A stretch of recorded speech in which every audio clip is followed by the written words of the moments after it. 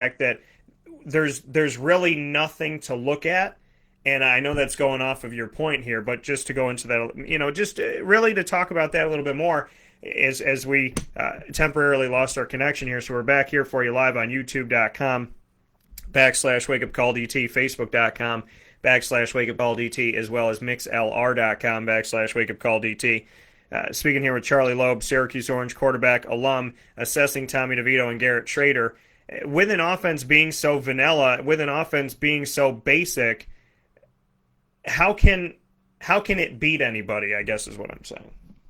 So, that's the thing. When you call this offense vanilla, it is correct. And that's almost, it's almost not even an insult. And, the immediate feeling of being an outsider, myself, everybody, when we hear vanilla, we hear that as being such a negative. Because it, lacks creativity, this, that, or the other. However, being vanilla and predictability does not have to be necessarily an issue. You don't have to be innovative.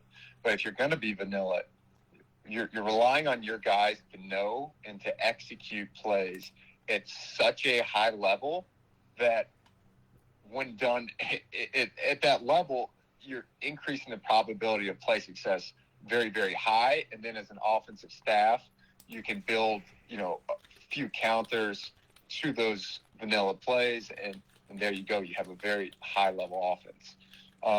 But we're not seeing the vanilla offense be run at that high level.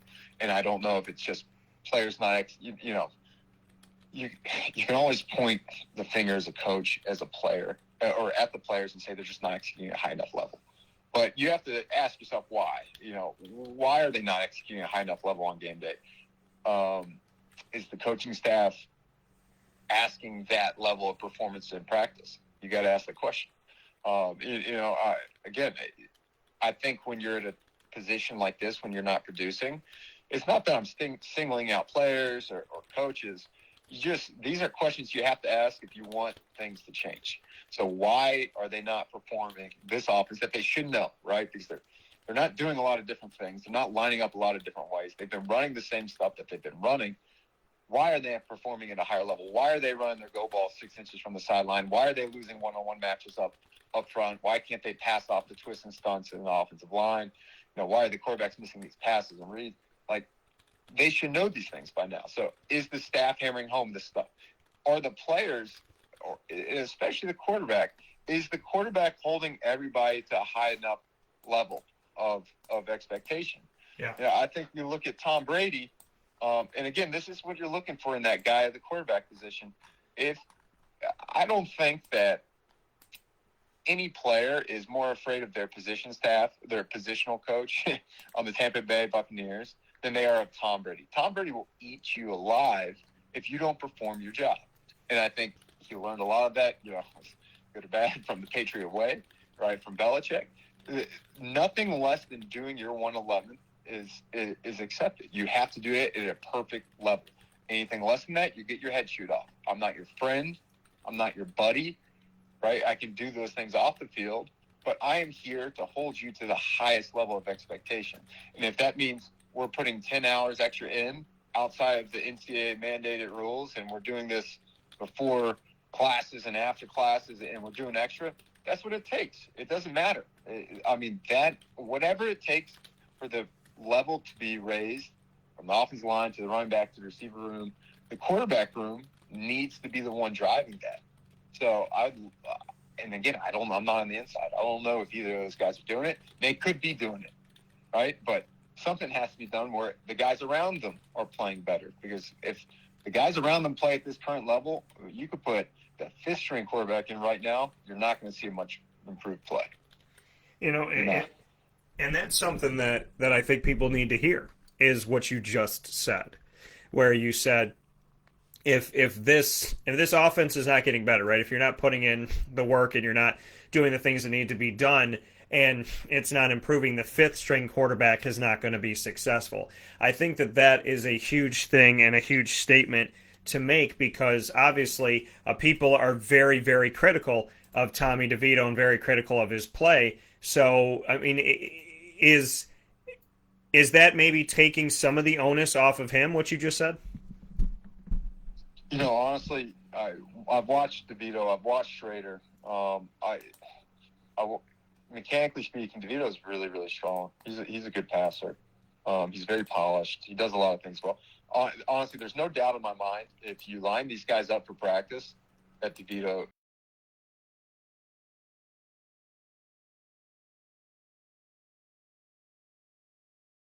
on a very regular basis. You hear it. He's an extension of the staff. He's making the reads you're expecting him to make. He's a very polished passer. The ball's getting on time. But again, this is probably going against a scout team, and it's against inferior opponents. Yeah. The inferior opponent that is not stressing the other parts of the offense to the point where they're getting on game days. So the throws are easier, the blocks are easier. There's no doubt in my mind DeVito is probably a better fit for this Baber offense. In terms of if you had all the pieces around him, be doing the things that they need to be doing, and then you want to choose one of these two quarterbacks to pull the trigger for you, you want DeVito every single time. But now, again, whether it's staff, whether it's the players, we're not seeing them act as a unit, 11 total, doing the things they need to be doing. So at a certain point, you have to ask yourself, if you put a guy like Shrader in, he's not going to be doing the things in the same fashion that DeVito is. He's not going to be able to do things that the staff expects him to do. He's going to be more creative. He's going to do things, out of rhythm, off timing, and it's going to be harder to predict what's going to happen. But if the people around you aren't doing what they're supposed to be doing, who cares? It doesn't matter. So maybe a guy like Shrader you're going to have to live and die by that sword sometimes, because you don't know what's going to happen. But he can create, he can do things that are going to extend plays. And there's a good example of that in Rutgers. I think the right guard, again, gets eaten up on one play, and DeVito stays in the pocket expecting good protection, because in theory he should be protected. It's a four-man rush, I think. And there was just a twist, and the right guard gets blown up, and it's sack fumble, and now it's Rutgers ball on a huge play. And then there's another one when Shrader's in there, same thing. Right guard gets eaten up. He's having a rough day, and Shrader breaks the pocket, rolls to his right, throws totally against his body, late over the middle, which breaks every rule, and he throws a 15, 16-yard strike downfield, which makes everybody in the stands hold their breath, every coach hold their breath, like, oh gosh, what's about to happen? But he made something happen. And, maybe that's it. You don't polish up this vanilla offense, but what you do is you give so many different looks. You change things up on offense schematically. You put in a guy that's a little bit more of a wild card. And now this gameplay is a little bit more unpredictable, but if you're predictably losing, why not have something that's going to be a little more unpredictable? Yeah, and you're talking about this right now. We're showing Garrett Shrader here, and this is one of them right here. As he rolls out and throws across his body, the play that you just brought up, he looks like he's going to be sacked. He takes off. He's running perpendicular to the field, and then throws off balance. Actually, falls right after he throws across his body to midfield to Taj Harris, who is in triple coverage, 3 guys around him, and he still finds a way to complete the ball, and then he overthrows his receiver on the sideline. You bring up, the tight windows that they have in this offense to throw to the sideline. So, just to look back at this again, and I'm actually going to replay it here for everybody as we discuss it. Once again, I don't have any ownership of this, and this is the ACC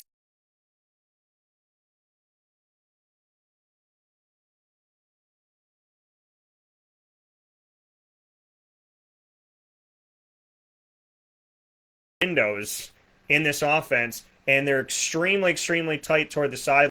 You see in that one they get the completion, and that he actually surveyed the field and made more than one read, which, I talk about sometimes you don't see that with Tommy. Then he goes over the middle here, and then this is where he rolls out, and he's getting chased, throwing off balance, throws to the middle of the field, and there's 3 Rutgers players around Taj Harris. Somehow Taj catches it on his knees.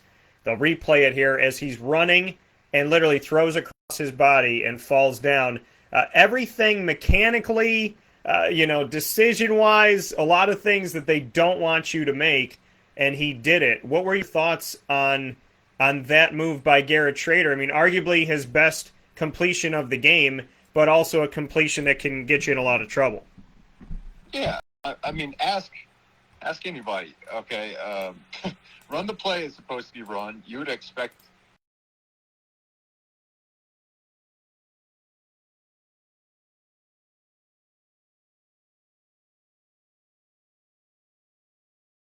Shrader just did. I don't care who it is, however talented he is, just running to your right, throwing across the middle, back, across your body. What are the chances that result happens again? Less than 50%. You have to imagine, right? That's not going to happen all the time. So I'm not expecting him to make that throw time and time again, because that's a less than 50% pass. In fact, there's bad outcomes that can happen from that. There's good outcomes that could happen from that. But what I think the big takeaway is the right guard got, it was a run through immediately. And Shrader's, again, he's not as well versed in the offense, and he's not as trusting enough. He just takes the hell off. He gets out of there. And I think that's something that's really valuable. Again, if the whole system isn't working as a unit, that's an issue. And the quarterback, a guy like this, he's Shrader. I think if you look back at his Mississippi State stuff, he's used to operating out of rhythm. He's used to creating something from nothing. Yeah. Again, if you put him on the best team in the world and everybody's producing exactly how they do, you would want somebody that's more predictable. But this guy's a little bit less predictable. And when you have everybody not doing what they're supposed to be doing, that can be a great benefit. That's where a mobile quarterback can really, really benefit a team and make them much better. So, I think that's tough. And then, to build off of that and to go in a little bit of a different direction, I think you could do a lot of things with Shrader that are going to be absolutely outside of what you've seen so far from this offense. A totally different look. It's going to incorporate a bunch of different personnel groupings, a bunch of different looks from the offensive sets, and you're going to be able to, create some quarterback runs, create some more intricate things in the ground game, be able to help out the offensive line with moving the pocket, boots, rollouts, things like that, where they don't do that in this offense very much, because that's by design. They have their own system, but Shrader would be good at all those things. Whereas I'm not saying DeVito wouldn't be as good at those things, but Shrader definitely provides something on the ground element a lot too. One thing I want to add on to that is, I know you've had Joe Adam on this before to talk multiple times, and he's a great mind, and he's a great football mind. He's literally coached the offensive, defensive side, and one thing that I worked for him as a quarterbacks coach, and one thing that we used to do that I loved was we used to, as a staff, get together and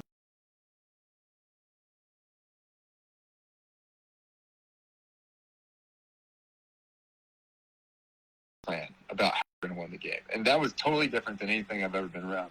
So if offensive's idea is to win the game this way and the defense's idea is to win the game this way, and they don't match up, that's an issue.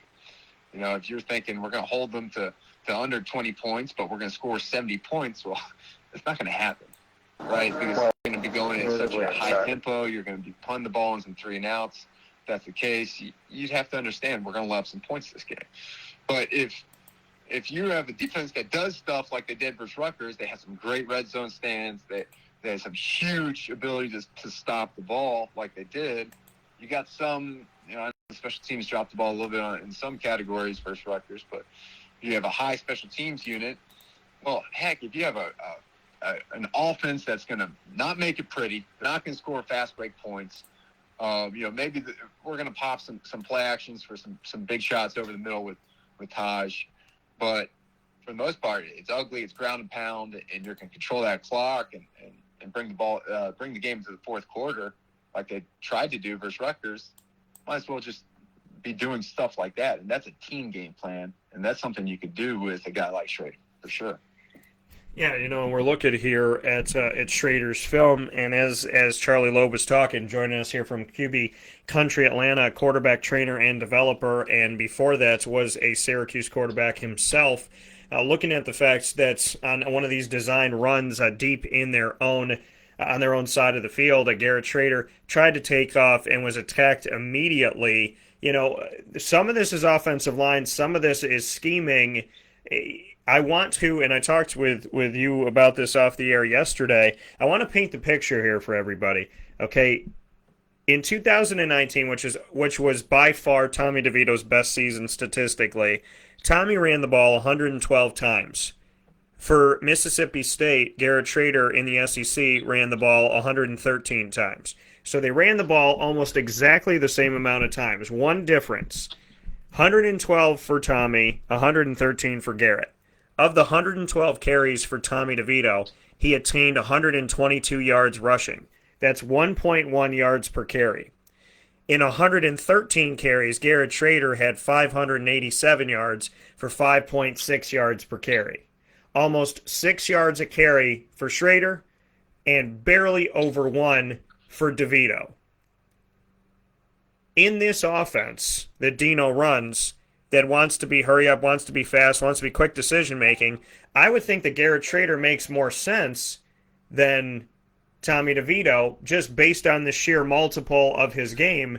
Am I crazy for thinking? I mean, statistically, I'm looking at the numbers saying they both ran the same amount of times pretty much, and this guy gets 587 and this guy gets 122. You want to be in an offense that moves quickly down the field. How does Garrett Shrader not statistically make sense as to why they brought him in and why he should be out there? Yeah, watching Shrader's film, like you're saying, he's definitely a mobile guy. He can definitely do some stuff. I think the big difference is, if DeVito ran the ball 112 times, I think how many of those are quarterback design runs? Right. 20. And I think the other 82 or 90.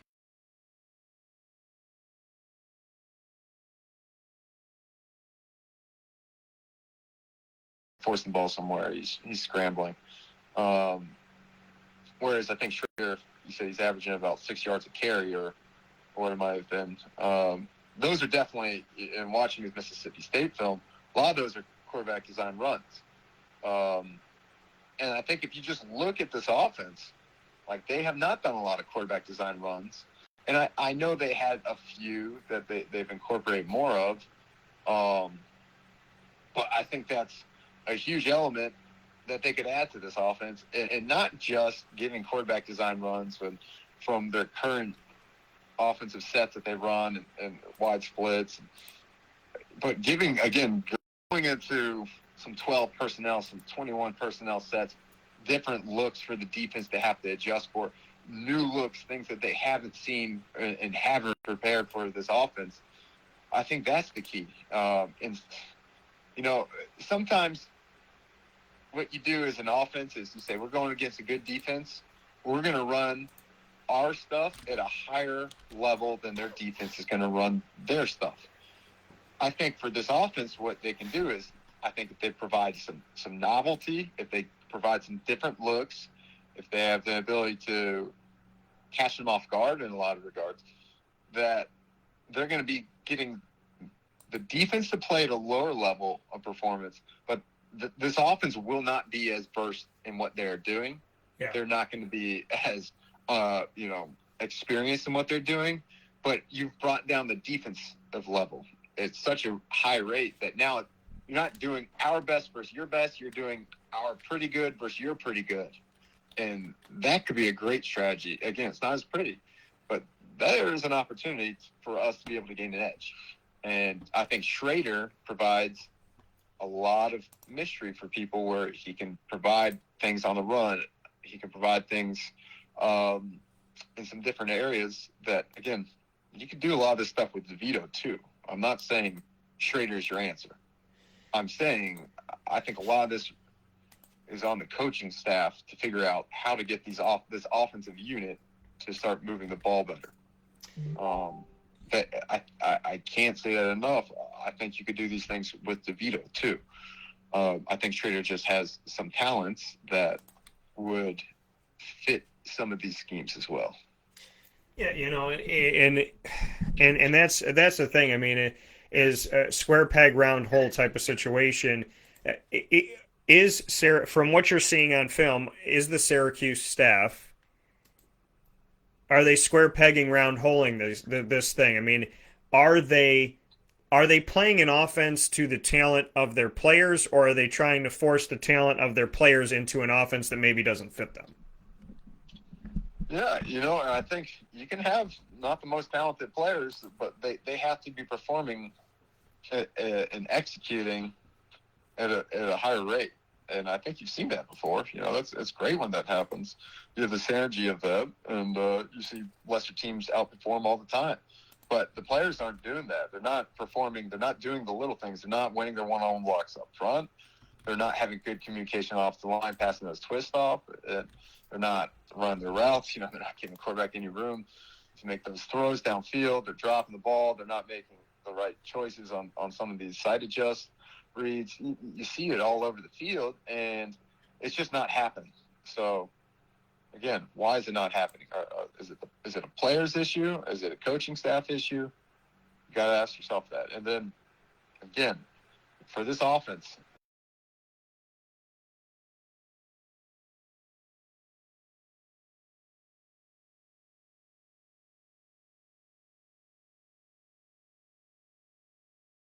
if they change it up, again, if they have I don't think Shrader's as good of a fit if they continue doing exactly what they're doing.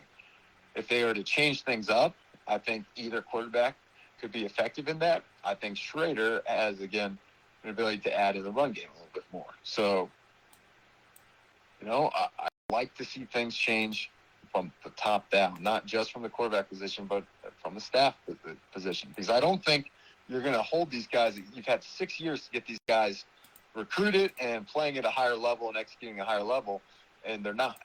So if you're not going to get these guys to perform at a higher level in 1 week. So we need to do something that's schematically different to get them to perform at a higher level. Yeah, and that's the thing is, that's where the question comes on when I look at individuals performing well. I look at the Andre Ciscos and the Afatu Melifonwus and the Trill Williams that are now all in the NFL. I look at guys like Mikel Jones at linebacker. I look at Garrett Williams. I look at Deuce Chestnut, albeit a true freshman, what he's done when he's come out. I'm looking at guys individually. I'm looking at Josh Black. I'm looking at Aaron Service, who's been the left tackle, the right tackle, the center. When players individually, Sean Tucker, Cooper Lutz, when players individually are stepping up, players individually are being successful, but the team as a whole is not winning, and the team as a whole, the scheme is not working, it's got to go to coaching, right? I mean, if individuals are doing good things, and individuals statistically, when you're on you're on a team that comes off of a 5-7 season, and Andre Cisco was the leading player in all Division I AFBS, 130 teams. He was leading the nation in interceptions with 12. Then he grabbed 13, and then he got hurt last year.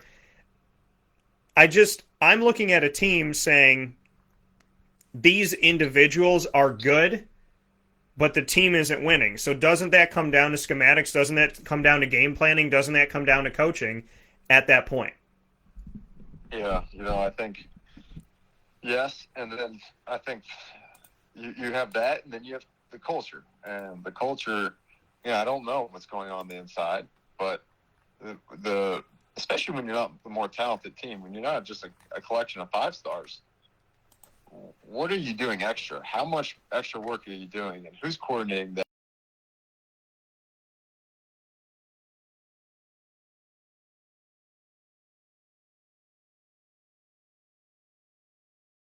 Level of focus and work at an even higher clip than what the coaches expect from you. You got to ask those questions, and it's a lot to ask from an 18-year-old kid, 19-year-old kid to have that sort of maturity. But if you want to be successful at this level, that's what it takes. So you need to have, if the coaching staff, say the coaching staff is doing everything in their power, you need the players to also be supplementing that. It can't just go on one's shoulders. This is truly a shared burden here that between the two, the players and the staff, it needs to be worked out. And there's got to be something that happens. Again, I don't think you're going to get a dramatically higher level of execution. You can't build culture in a week. So you need, as a staff, I think, to take it on your shoulders to say, we're not executing at the level we need to, whether it's the players not doing what they need to do, the coaches not holding guys to a high enough level. So we need to schematically change things up. I really believe, again, they're in a high stress situation, I would say, as a staff, where they need to win. They need to win this year. It's not about building for next year right now. It's how do we find a way? Every week right now is a must-win game. That's their attitude. So if every game is a must-win, you better be game planning like, this is brand new stuff. Honestly, I would go and do that. I wouldn't just say, let's keep building and execute our stuff at a higher level, because again, you said it. You've had 6 years to do that. Yeah, and that's the thing. I mean, 4-8, 10-3 with Eric Dungy, who willed that team with a lot of those guys that came from Schaefer, and then 5-7, and then 1-10, and I'm over people saying it was because of COVID. It wasn't because of COVID. This team did not get sick. They were one of the healthiest teams in the nation. Alabama was still Alabama. Clemson was still Clemson. So many teams are still themselves. And Syracuse never had to postpone a game or change a game. They were one of the few teams in the nation that played their entire schedule on time. So they're the last team in the world that could say, COVID. And so I don't want to hear it, because the mistakes are not COVID mistakes. These are schematic mistakes. These are missed reads. These are people not knowing where they're supposed to be. These are penalties. It's having the wrong guy out there at the wrong time. That's just what it is. I mean, a lot of this is decision making. We're seeing DeVito right now, speaking of decision making, on the screen here on Wake Up Call with Dan Tortora inside of the Cafe Cubal studios.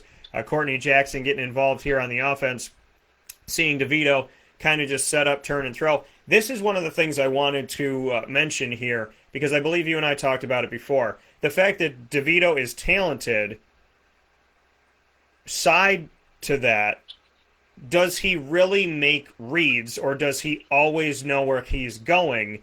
I went back and watched the Don Bosco film a little bit back, and when I watched that Don Bosco film, it looked like he was just throwing to, a guy that he had already predetermined he was going to go to. And granted, trusting in his arm strength, which he has, and his ability, which he has, but if you go and you watch these plays once again, it looks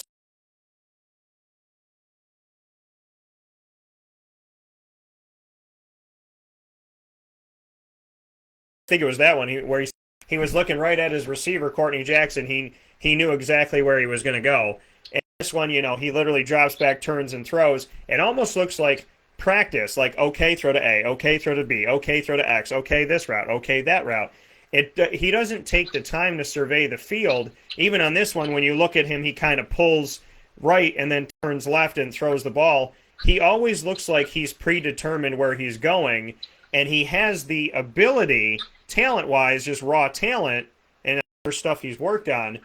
But I can't help but look back at this and say, this team doesn't move the ball on offense because it seems like Tom doesn't really look at his field. He doesn't survey the field. He almost never checks down. So, I mean, what's your take on that from a quarterback standpoint, that he has the ability to get the ball there, but it seems like he always knows where he's going. And those last three passes I just showed you, even though they're completions, he dropped back and never took his eyes off a guy to a point where the commentator said something like I said, and it was literally drop back, staring, throw. Drop back, turn, throw. Drop back, already going to throw to that guy. It never looked like he was looking at how things were actually happening. It was kind of in his head, this is what I want to do, this is what we practice, this is where I'm going. Yeah, so I think, knowing for what I'm seeing, again, and I'm not on the inside knowing all their progressions and their concepts that they're running, but as a quarterback in general, let's say, you should have a very good idea. I say it all the time. I don't want to put a number on it, but honestly, 80% of the time pre-snap, you should know where the ball is going. Now, 80% number comes from film study of the week, so you need to know what the defense is running. You need to know your offensive game plan, how you're going to attack that. And then you have to know, is this the look that we prepare? Is for this play, what is the best opportunity for me to be successful on this with this look that the defense is giving me? Knowing all those things, just like you said, you can't just stare at your guy, right? So as you drop back, you have to be able to hold different individual pieces of the defense, whether it's a zone or if you're holding a middle safety and you're getting a man look. But you got to be able to hold your eyes away from that look before you set the throw. And then honestly, when you look at quarterback play, you never want to just drop back with a clean slate every single play. I have no idea, every opportunity is available to you because now you're operating at such a slow clip. So again, have a great idea, have a good understanding of what the defense is going to give you, understand how your offense is planning to attack that. 80% of the time, you should know where the ball is going pre-snap. I always say I hate the term read the defense. You can read the defense pre-snap. Post-snap, there is no reading. You have less than 2.7 seconds usually to make a decision while you're moving your body. A lot of bodies around you are moving. You don't have clear pictures. You've got a bunch of 6'5" guys in front of you rushing you. Reading is not a great word to use, but reacting is a great word. So you have to know offense so well that your reaction is, all right, I had an 80% confidence rate that I knew where the ball was going to go pre-snap. The defense moved in such a way that now I have to react to my secondary in the progression. As soon as you get a guy that you're forcing him off his primary and progression to his secondary, you're getting an offense that's going to operate at a much lower level. Because, again, the repeated success of that is much lower. And then if you can make a guy move on to not just his second, but down to his third in progression, now you're even further hurting his abilities and that offense's ability to be successful. So, I think DeVito does have a good understanding of the offense. I think he does have a good understanding of his primaries. He could definitely probably do a better job of using his eyes and shoulders to lift guys off. And then come down to secondary reads. Again, I don't disagree with all that, but again, a lot of this is that primary guy could be doing a lot of side adjust stuff. So if the defense ends up going this way, you turn inside. If the defense ends up doing this way, you turn outside. And if they do this, you take it straight up the field. I think what you're seeing a lot of times is that receiver not being on the same page as Tommy. So, again, I don't know the Babers offense, but I think more of it is about finding your guy and him also being on the same page as the quarterback, as opposed to like a West Coast style offense, which is like one's not open, go to two, two's not open, go to three, three's not open, go to four. They're more so devising like, okay, the defense is going to give us this. If they react this way, you go here. If they react this way, you go there. And I don't think the receivers are making the here or there reads very well, on their choice routes.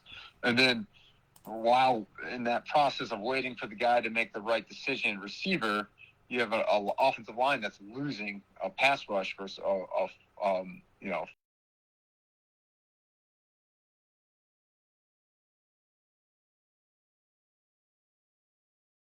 it's a total team failure in offense. Yeah, and we're seeing this go right here where Tommy just didn't protect the ball. He just did not protect the football when he fumbled inside of his own red zone, and seeing that. I mean, he had the ball so low, he wasn't holding it up, he wasn't holding onto it with both hands, he wasn't. I mean, it was like at his side, almost like dropping your keys out of your pocket. And I would think that this is debilitating. And Charlie, you can speak to this. You can speak to the locker room because people can say whatever they want to say, but it's hard to believe when your defense is backed into their own red zone and they prevent a touchdown, and then Rutgers misses a 29-yard field goal. So you take over in your own red zone after preventing a touchdown, and they score no points. And on the first play, your quarterback fumbles in the red zone, now closer to your end zone, and you prevent another touchdown.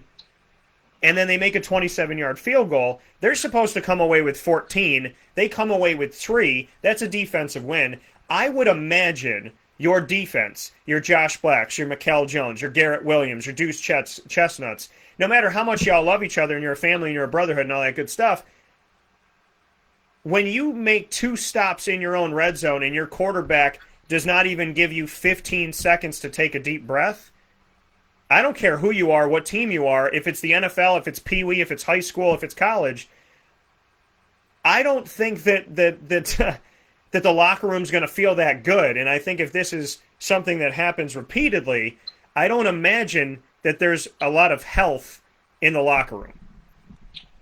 Yeah. And that's, I would say that's where I was kind of talking about that team. What's our team game plan, not just what's our offense or defensive game plan. I mean, just like you said, those guys, that's how you create those divides in the locker room, is you have one side of the ball steps up and is playing their hearts out and performing and executing.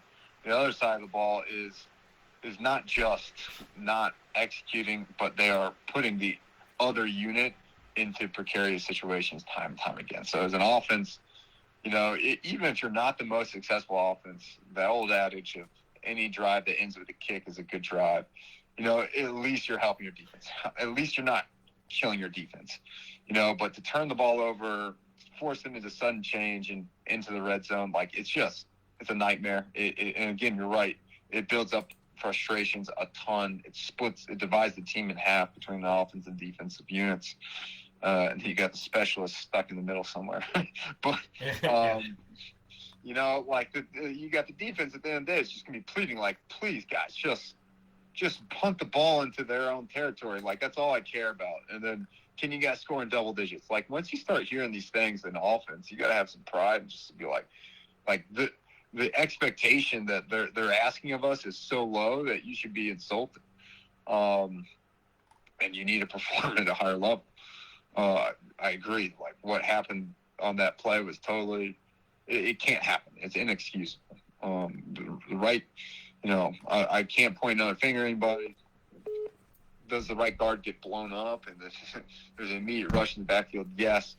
But we saw the same exact play happen with a guy like Shrader on the 1, and he was able to extend the play. So, you just can't have that outcome happen. Yeah. You have to, as DeVito, understand better that there's a plan of how things are going to occur, and you need to have a great plan. Understand that plan very, very well at a high level. But you also have to be able to react to adverse situations with better performances. That's it. You have to be able to produce off script at a better rate, because it's not going to happen the way that we expect it to happen on the whiteboard. So we got to be able to do things that are not on script. And that's the thing. And I love what you just said. We have to be able to do things that are not on script. Nothing ever happens. I mean, it's like football is life. Life is football. Nothing ever happens exactly how I'm 35 years old, Charlie. I thought I would have my first kid at 25. I'm single. I don't have any children. Life does not happen the way that we anticipate it to happen. My dream as a kid was to work for ESPN. I worked with 3 affiliates, and then I wanted to start my business, and then I started my business 4 years before I wanted to do it, and I'm happy I did it. And I put my stuff on the internet 11, 12 years ago when I thought, that's not a big deal, and now that's where I am. Nothing goes exactly how you have it planned, and it's the people that can ad-lib, people that are street smart. Those are the people that if there's a zombie apocalypse, street smart. If there's a hurricane, street smart. If there's a meteor, street smart. You can read as many books as you want to read, but life has to deal with the ability to ad-lib, the ability to bounce off and move. So I ask you, as a former quarterback and as a quarterback developer, when you need to understand that your life is going to go off script 99.9% of the time, Syracuse last year, and this is why I don't say last year's a COVID year, because it looked exactly like the year before, Syracuse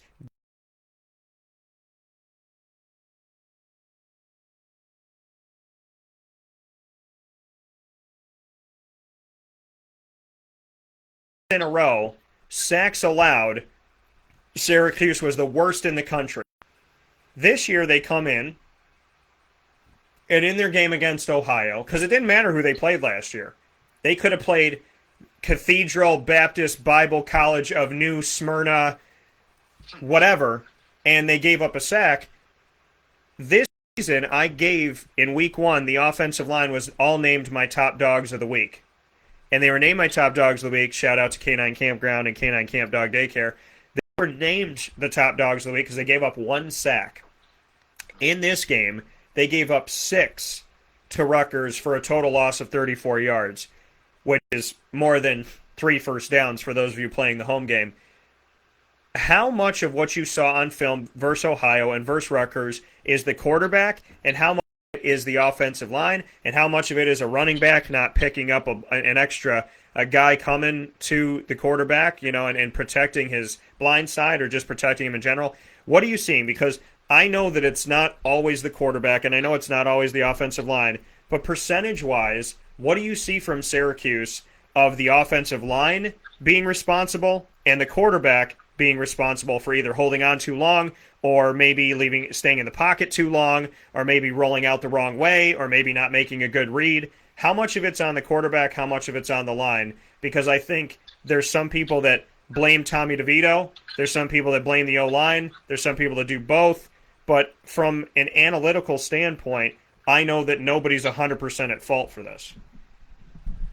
Yeah, so I think, looking at the offensive line play, first off, I think protection-wise, let's look at this in a couple different lenses. First, if you look at the protection, schematically, what are we doing from a protection standpoint? It looks like we're doing mostly a 3- and 4-man slide, the most common way of protecting the quarterback, which is, we used to call it 82, 83. A lot of teams call it jet protection, 2-3 jet protection. Yeah. It's been around a lot, and basically what you're going to see is a lot of times, based off of the defensive front, you're going to see the offensive line kind of slide to one side. They're responsible for a lot of times like 3 down. So say it's a 4-man slide, you're going to see 4 guys, from the guard, say if they're sliding to the left from the right guard over, they're going to take the defensive lineman plus a backer in the box. And then on the backside, you're going to see a tackle tasked with protecting against one defensive end, and you're going to see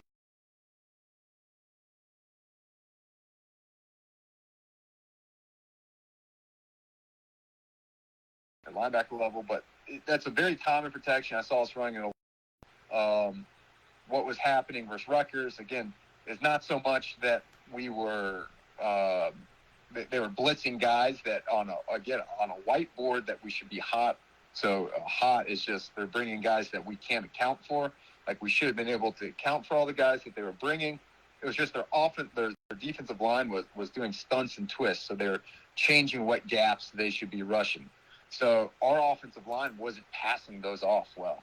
So say, for instance, that right guard would latch on to a guy that he needs to let go because he's going to somebody else's responsibility. Now there's a guy twisting around, and he's taking the space of the offensive line that the right guard left behind.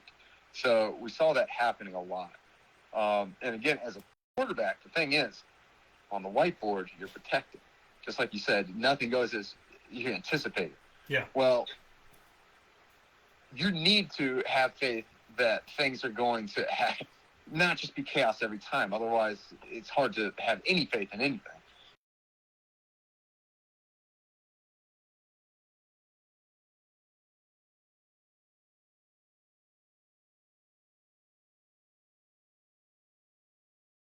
You need to be able to throw off a rhythm. What you need to be able to do is when there is a run-through like that, an interior run-through, say if a guard or center messes up, or an external, an outside run-through, say the tackle messes up, you need, as a quarterback, to have a plan to be able to avoid that rush.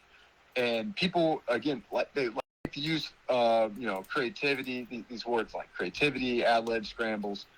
But the truth of the matter is you can systematize how you're going to approach that, and you can train that reaction to happen consistently. So if you have an inside run-through, you need to, as a quarterback, have a technique that you can use that's going to be able to escape you the pocket and not take a sack. If there's an outside run through, you need to have some sort of scramble technique that you can use, that you've been trained to do in a split second time, that you're going to be able to react and not take a deadly sack. And I think as a quarterback, like a guy like DeVito, you need to be sure to be training these things all the time, in practice, out of practice, just training these reactions of, what am I going to do when the offensive line breaks down? What am I going to do when the offensive line breaks down? It's when you're in a practice and the defense has a run through, sometimes, some teams just blow the whistle. Oh, there's a sack. They blow the play dead. It's sack. No, it's Syracuse. You need to practice that. I would even and if they do 7-on-7 periods, I would have periods where you just have guys run straight at the quarterback. And if, you need to have the ability as a quarterback to say, okay, everything goes according to plan. I do this. If things break down, I have that reaction so ingrained in my body that I'm going to be able to produce, again, the most consistent positive outcome I can. And I think that's a skill, and I think you can train that, and I think you can develop that. And I think as a staff, you need to understand that. Again, one of the easiest answers in the world would be have better offensive line play. It would be. But, again, I don't think we're not seeing a higher level. So we need the quarterback play to pick up more. What else can we do? We can schematically, we can improve that. So instead of having kind of that, 3 or 4 man slide, again, it's a little bit of a higher level thing. You can dummy things down. You can have full 5-man slides. You put the running back on the backside, like all 6 guys responsible for a very, very simple pass protection. It's super easy. It's not the best because sometimes you got a running back blocking the defensive end, but it's simple. It's simple. The offensive line gets a little bit of a break. It's a little bit harder for the running back. You can do sprint out, sprint right, sprint left. Again, it's very simple. It's asking less of the offensive line mentally, maybe even physically. It's a little bit easier, and it's asking a little bit more maybe of the quarterback. You got to be able to make these styles of throws. So there's things you can do to help those issues. I think you saw one thing that you saw Syracuse keep doing, a lot, very common, is you have those issues and you say, okay, we're just going to throw screen passes. We're struggling up front, invite the rush, and then let's just dump it off everybody's head. But you got to have more than one answer, right? You got to be able to have an answer that's outside of, just, heavy rush, throw screen. No, let's have multiple answers to these issues, and let's give them a bunch of different things to prepare for. Yeah, and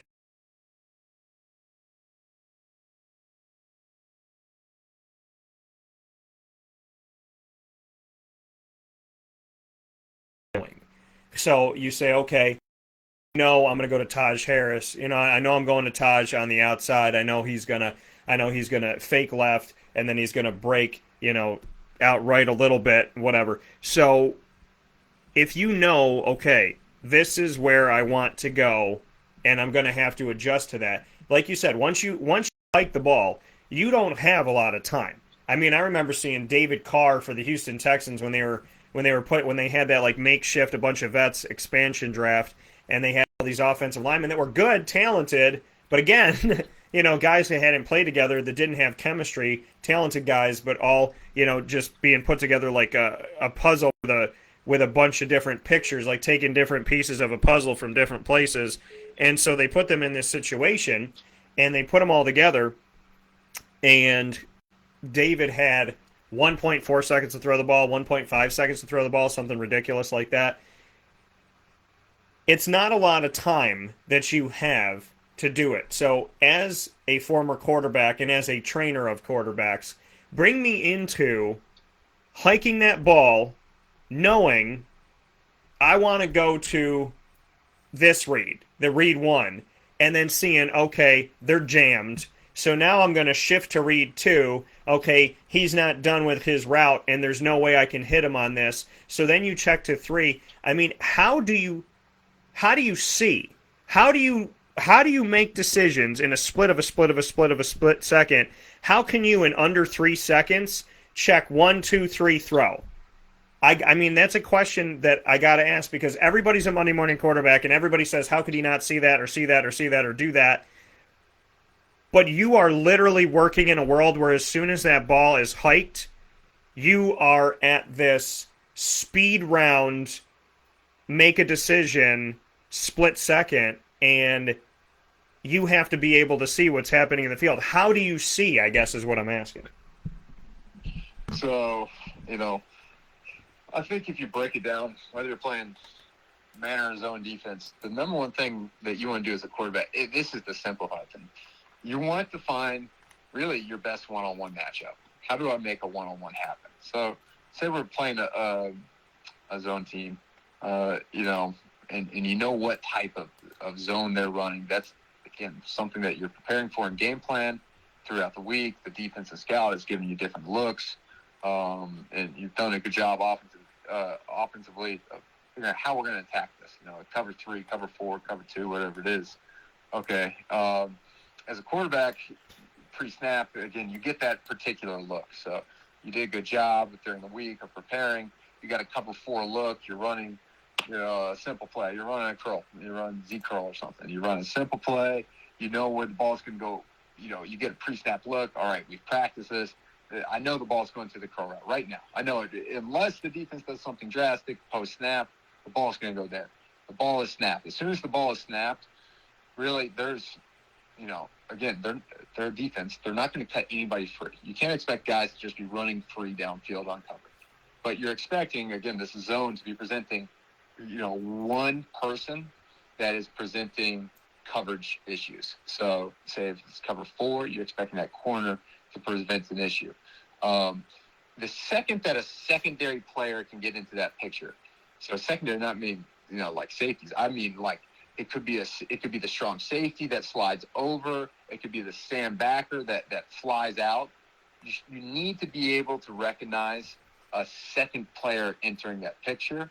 Once the second player enters that picture, you need to understand how your offense is attacking the patch of grass that he left with another one of your players. And that's what a good offensive scheme does. So, if you think of the field, from sideline to sideline, that's 53 and a third, right? You have sideline, hash, middle field, hash, all the way out to the opposite sideline. Say you have a defender standing on the hash, right? Say he immediately starts sprinting towards the sideline, and it's his own coverage. Well, he's now vacated his area of the field, that hash. So as a good offensive scheme, you should have an idea of how am I going to now attack the hash. So that's how you already understand from knowing that you're number one, where your eyes were pre-snap, because he's covered by that guy. Therefore, that part of the field needs to be open. And that's why we see some really dumb picks, because we get pictures that don't necessarily tell the entire truth to the puzzle. Because, again, if we see somebody's open, it's already too late. He's going to get covered up again. So we need to anticipate at a high level. So if you see the guy that was supposed to be standing on the hash running over towards the guy on the sideline, so before you even see where your guy who's supposed to be on the hash, you just throw the ball to where the hash mark is because you expect your guy to be there, and your guy busts, and for whatever reason there's a defender now you just threw a pick to their team, and it doesn't even look like we had a guy on the field. And it's like, well, it's because we're so trained to you take this, we take that. You take that, we take that. It's a flow chart kind of. And it's super simple. And it's not simple, but it's straightforward. So that's kind of the chess match that's happening. But again, like, I don't want to get too nerdy about all that. What it really comes down to is, how do I find a one-on-one matchup? And how do I have the confidence? And how do I have the accuracy? I think that's why accuracy is always the number one asset you're going to look for in a quarterback. How do I have the accuracy that I can put this ball, even when my guy's covered in a one-on-one, how do I put this ball where only my guy's going to make the catch? And that's what you got to ask yourself, and that's what you got to be able to have the confidence to do time and time again. Because you're not going to just find guys uncovered downfield. If you're going to be looking to do that all the time, either you got to play really, really bad teams, or you're just going to be throwing a bunch of 2-yard completions against off coverage, So that's what it comes down to. I love it. I love all this stuff. I love everything that Charley Loeb's bringing here. Charley, if you can hang out with us 1 second here, we're going to take a quick step aside for a fast break. When we spin back around, we're going to have the opportunity to have your thoughts, your final thoughts on today's conversation, because I'm sure we'll have plenty more. But your thoughts on Tommy DeVito and Garrett Shrader, your words of advice to both of them as they step forward. That'll be coming up right after this fast break on Wake Up Call with Dan Tortora from inside of the Cafe Kubal studios. So stay close.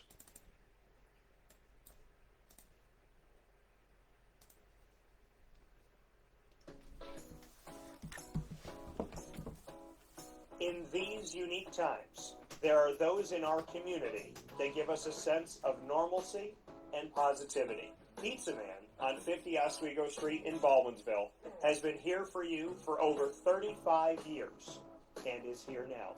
Call 315-638-1234 or order online at pizzamanbville.com to bring those familiar tastes into your home.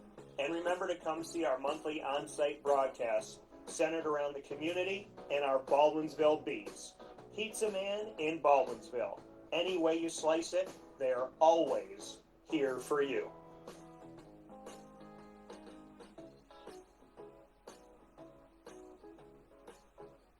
This is Jimmer Sikowski, owner-operator of Chick-fil-A Cicero, 7916 Brewerton Road in Cicero, right in front of the Home Depot. I had a deep feeling that God wanted me to do something bigger with my life and to help people, help others. I kept putting Chick-fil-A in my life, and I realized as I was going through the franchise selection process that positively impacting the lives of others was really core to what we do here at Chick-fil-A. First of all, it starts with the food. The food is brought in fresh daily. We bring in local produce. We prepare to order in the kitchen. We hand bread our chicken. We hand spin our milkshakes. It's great food. It doesn't taste like fast food. I think the second thing is the way people feel when they come in a Chick-fil-A restaurant is different. We try to treat people with intentional kindness here, which is very different and deeper than good customer service. And so I think it feels remarkable for most people to come in a Chick-fil-A restaurant. And then lastly, the impact that we try to have in the community is very different. It's a big part of the expectation of every operator of a Chick-fil-A restaurant is that they're actively engaged in their community, they're a leader in the community, and they're making a difference. When they realize that what we're striving to do is to shine a little light in their life, that's a very, very different experience than you will have in any other quick service restaurant. And it's that remarkable experience that I think people will emotionally connect with.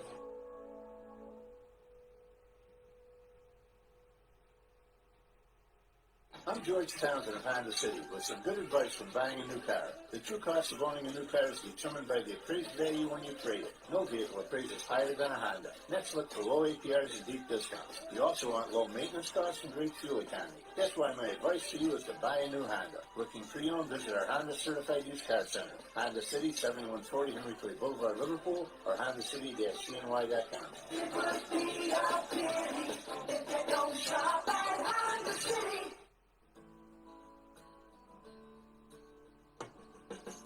Our corporate purpose at Chick-fil-A is to glorify God by being faithful stewards of all that's entrusted to us and to positively influence all those who come in contact with Chick-fil-A. And what became increasingly clear from our success in Cicero is that people love Chick-fil-A. And also, I think we recognize that, we had a great opportunity to grow the brand and grow our platform. I felt incredibly grateful when I was selected to be a Chick-fil-A operator.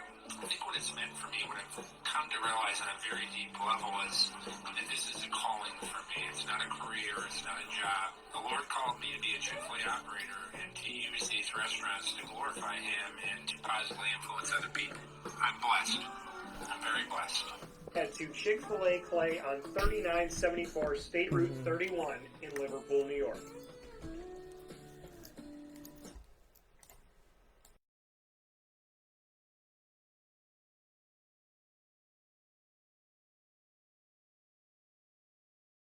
DT hanging out with you inside the Cafe Kubal Studios. Final word from Charley Loeb, my special guest here today, breaking down the quarterbacks in a very special and unique segment that we have here with a former Syracuse quarterback speaking on current Syracuse quarterbacks, and not only that, being a developer and trainer for the future quarterbacks that we will see across the nation. So Charley Loeb doing a lot of awesome work for QB Country Atlanta, and shout out to QB Country in general. Before we give your final notes on Shrader and DeVito, I know that you had, kind of in your trails got some information on Shrader before he came to Syracuse. What can you tell us about his training, or what can we know to get a little bit more background on Garrett Shrader from what you know from the training and developing world? Yeah, so he actually is trained with a guy that is in our company's North Carolina location, Anthony Boone, who's a former Duke University quarterback, had a lot of success there under Cliff. And every quarterback's going to have a different DNA, a different makeup of what makes them successful. I think Garrett, everything I've heard, is he's a great competitor. He's a great worker. He's focused and dedicated. Those are the requirements of being a good quarterback. Unless, I guess, you're the most talented, naturally gifted guy to ever walk on the face of the earth, and usually you know those guys when you see them. So the 99.99% of us out there, that's not our case. So you better be willing to work harder than everybody else in the room. And then if you want to be a leader, you got to be able to hold everybody else to a higher level than they would hold for themselves. And, I'd love to see one of these guys do that, hold everybody to a higher level than they even thought was possible themselves on the offensive unit.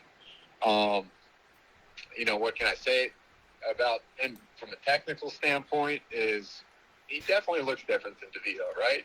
I would say DeVito is very much your typical pocket passer. It's not to say that he doesn't have good ability to move around and athleticism, because he does have that. But Shrader is a guy that he's really going to look to create some openings and opportunities through holding on to the ball a little bit longer, but doing so not while staying in the pocket, but using his feet to extend plays. And sometimes that can come at a great benefit to receivers that are struggling creating separation, because asking a defensive back to play man coverage for 3 seconds is way easier than asking a defensive back to play man coverage for 6 seconds. So I think that's something that Shrader could definitely help produce. Yeah, and those words coming from Charley Loeb here with us on Wake Up Call with Dan Tortora. Any final notes, Charley, before I let you go? Fans very much appreciating this. Writing in a spot-on insight and analysis, Charley. Great and informative segment. Agree that there is no disconnect. That there is disconnect and coaching issues. The excuses need to end this football season. This in caps. Any final notes? A final word before I let you go for the day, and undoubtedly we'll have you back here soon. But any final notes? No, I'm glad that I probably and hopefully helped shed some light on what I'm seeing and my take on it. Again, the hard part is coming up with the solutions to the problems. As a quarterback, I definitely didn't have, the most success in the world. But I think what I've been able to do from my role, being around quarterbacks, playing quarterback, and coaching them, is that I've seen what the very successful ones do. I've seen what the guys that struggle do. And again, you can't do it all on your own as a quarterback, but every single guy that has success definitely has two things. They always have a plan, and then they always have a plan when that plan doesn't work. And if you have kind of like this ability to always think, no matter what the defense gives me, I'm going to be successful, it creates an incredible amount of confidence. And with confidence, you start doing things that in the moments that the team needs you most, you're able to produce big plays. And that's, you start adding those things up, and then you start winning a lot of games. Look at a guy like Dungy. Again, I think he's a great example. In that year they won 10 games, and it's not that he was perfect, but he'd have a plan. If things broke down, he was still confident that he could get things done. And again, that just brings more confidence. And when they needed a big play, you had a guy that literally, with the ball would be snapped to him, he said, if my guys on the outside win or lose, I still have the confidence in myself to get this thing done. And you need that. You need that at this position to be successful. And the more that the guys around him can be, executing their jobs, well, it's only going to make things even better. So that's my word. Let's get some confidence in the quarterback room. Can you have success in a 2-quarterback system? I think what you would see, the problem with the 2-quarterback system with our current setup is that you got 2 quarterbacks that would be successful, I think, in 2 different systems. Really, sometimes you see a 2-quarterback system. Like I wouldn't consider what Rutgers was doing a 2-quarterback system. They had a quarterback that was their quarterback, and then they had a guy they would bring in for short yardage down distance, right? And they were just like, that's not really 2-quarterback system. It's just if we need a yard, we're going to put in this big guy. Sometimes you see, like, you think back to like the old Spurrier days when they had multiple quarterbacks. And, they were both good quarterbacks, and they were both pretty similar. And if this one was in the hot hand, we go the other guy. I don't think that's the case at all with Shrader and DeVito. I think if you want DeVito to be successful, you kind of want to keep running the offense that you're running a little bit more. If you want Shrader to be more successful, I think you got to have kind of more quarterback run and a more multiple look. I think that's what it kind of comes down to. Is if we want to change things up a lot, you go with Shrader and you change the offense. If you want to say, no, we're going to run what we run, but we're going to do it better, you stay with DeVito. I don't think putting a 2-quarterback system on either way would help that much. And it hasn't. That coming from Charley Loeb, quarterback developer as well as trainer for QB Country Atlanta, and a former Syracuse quarterback, assessing and analyzing Tommy DeVito and Garrett Shrader. Charley, thank you as always for your time, and appreciate it so very much. Love your insight, and would love to have you back on here as the season progresses to continue to get your thoughts and break down some film with you. Thanks for having me, Dan. Appreciate it. Absolutely. Stay safe and be well. You too. Thanks.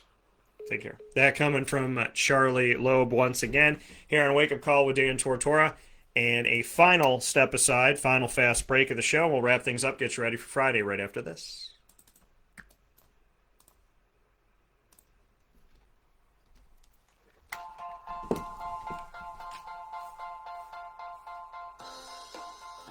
Cafe Cabal Mobile Cafe brings the cafe experience to you. We'll roll out to your neighborhood or office, ready to serve our locally crafted espresso bar to our loyal patrons. Inquire at cafecubal.com. Cafe Cabal, coffee for the soul.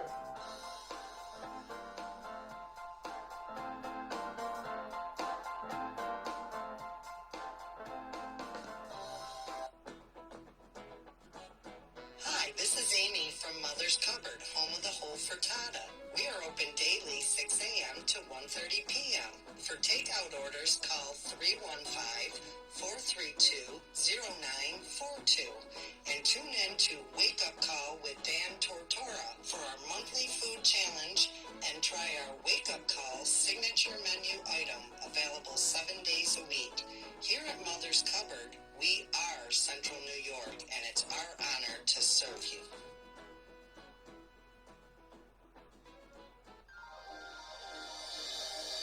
Ma and Pa's Kettle Corn and Popcorn Factory, located on 201 7th North Street in Liverpool, is home to over 40 flavors with more than 200 flavors in their total wheelhouse. Sky's the limit for this sweet and savory Central New York company. Keep it local at your parties, fundraisers, wedding showers, baby showers, and more by calling 315-450-MA-PA. That's 315-450-6272 for popcorn bars with custom flavors and colors at your upcoming event. Make sure to visit them on 201 7th North Street in Liverpool, New York. And for more information, go to maandpazsnacks.com. Ma and Pa's Kettle Corn and Popcorn Factory. How corny are you?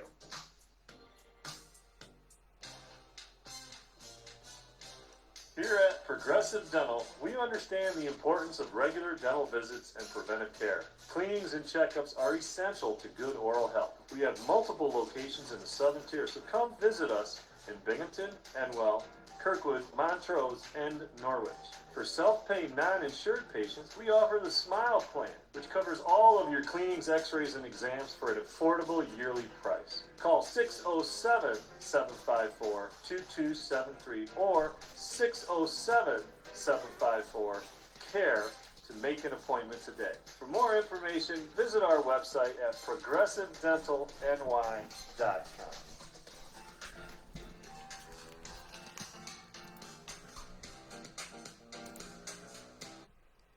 The Millhouse Market, located on 3790 New York 13 in Pulaski, New York, is worth the drive every single time.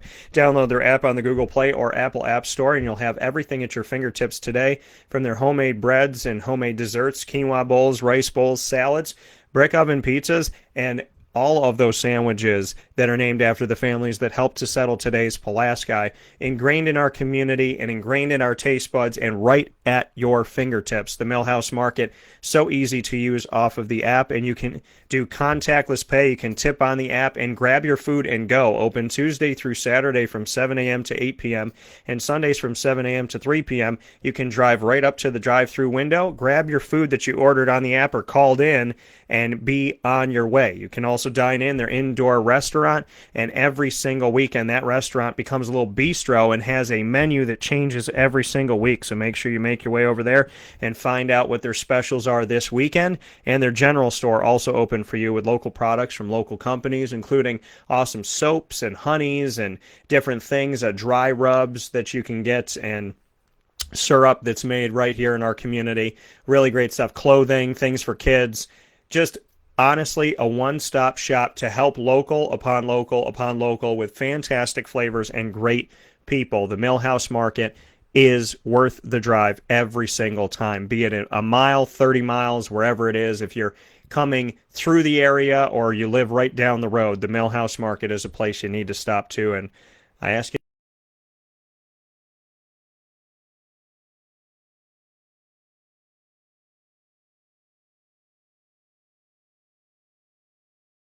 Charley Loeb for being a part of it, PJ for breaking down the NFL, college football, and Major League Baseball, making our college football Week 3 picks and our NFL Week 2 picks, and then having Charley Loeb of QB Country Atlanta joining us to speak on Syracuse, his alma mater, as he played quarterback there and is now training quarterbacks and developing quarterbacks, and broke down film and spoke on Garrett Shrader as well as Tommy DeVito to give us an analysis of the two Syracuse quarterbacks that is extremely very much appreciated and well put together by Charley Loeb. Just a fantastic mind when it comes to the sport of football and the quarterback position, and I thought it was vital that as this team sputtered on offense yet again, that we have a discussion on what he's seeing from the film of these first couple games. So very much appreciate Charley and look forward to having him back soon. I look forward to having you back for TGIF. We'll be doing what we always do every single Friday, 3 segments, a trio of segments that you're used to having there. The Annoying Moment of the Week is proudly presented by Carvel DeWitt at 9 a.m. Eastern Time. At 9:30 a.m. Eastern Time, Juanita Ward and I will bring you Lead, Learn, Evolve, Ad-Lib, and Deliver, a special faith-based and positive-based segment, just like the show, and goes a little bit deeper into a topic every single week, brought to you by Chick-fil-A Cicero and Chick-fil-A Clay. And then we, of course, have the Top Dog of the Week announcement, proudly presented by Canine Camp Dog Daycare and Canine Campground Dog Boarding. And right after that, right after the Top Dog of the Week, we will have a video special with some fantastic women who are rejoining the show. We're going to talk about a little bit of everything, and I cannot wait to have them on the broadcast. I will be joined by Amy Sakaitis joining the show here. Amy Sakaitis, head coach at Columbia Basin College for women's basketball on the West Coast. Last time we talked to her, she was over here on the East Coast, moved out west. Caitlin Hodge-Mahalis, I call her Hodge, many people do, King's College women's basketball head coach. Emily O'Donnell, the assistant coach at Coast Guard Academy for women's basketball. And Bridget Walsh, who just got promoted to an interim role, which is fantastic. And as she's at King's College as well, I want to give her a shout out here, and I want to say the exact name of this correctly here. So I want to give a shout out to Bridget Walsh and want to thank her for all that she's done, as she just accepted a really cool job there, and want to make a note here. She is the interim director of sports information at King's College, so looking forward to that. So with all that being stated, have a fantastic day. Be safe, be well. Find us on Facebook at WakeUpCallDT, Twitter at CallDT, and Instagram at WakeUpCall_DT. And, of course, fins up and go out and see your Lemoyne College Dolphins. Plenty coming up on Dolphin Time every Wednesday at 9 a.m. Eastern Time. Have a great day, folks, and God bless.